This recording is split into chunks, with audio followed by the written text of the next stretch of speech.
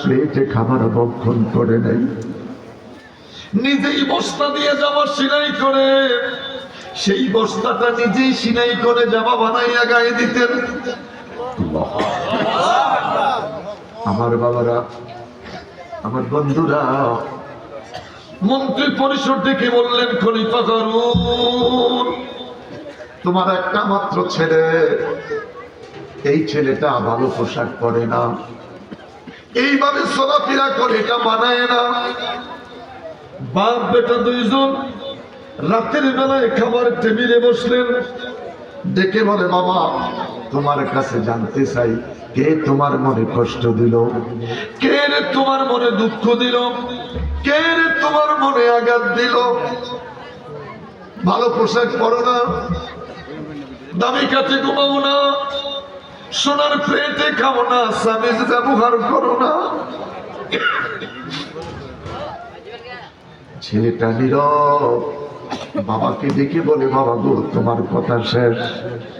ডেকে বললেন, আমার কথা শেষ?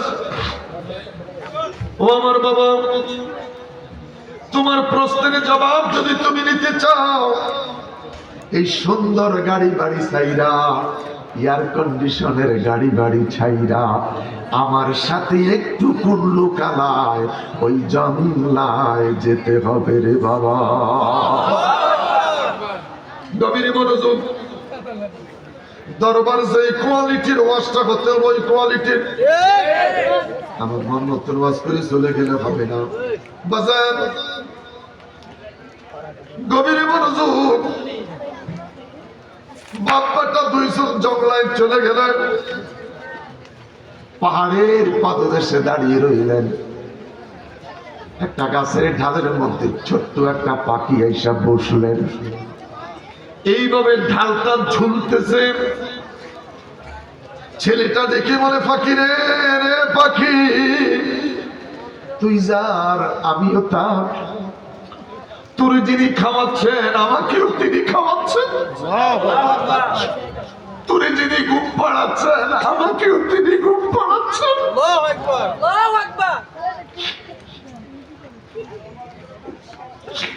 তুমি বৃষ্টিতে ভিজো, রোদে শুকাও, আমরা জাজিমে ঘুমাই, এসিতে ঘুমাই, কত দামি বেদামি কম্বল গাইবে।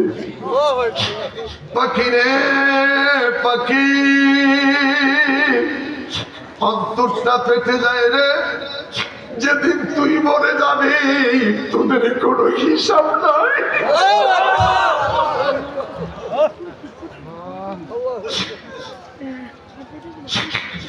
তোদের কোনো হিসাব হবে না, তোর কোনো হিসাব হবে না, তোর কোনো হিসাব হবে না। আমরা মানুষ জাতিরে হিসাব ছাড়া পার পাইব না।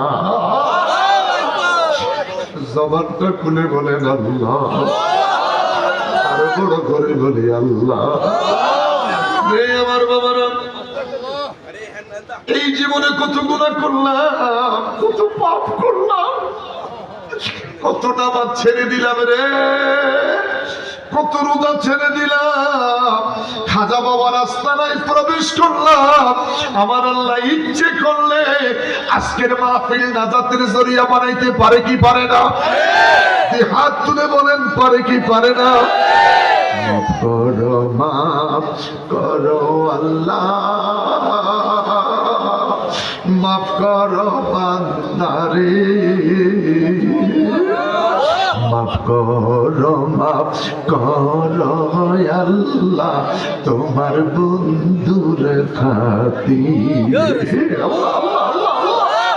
দুইটা হাত উঁচু করে ধরে রাখো না বাবা, একটু হাতটা ধরে রাখো না বাবা, বলো বলো বলো। মাফ করো আল্লাহ,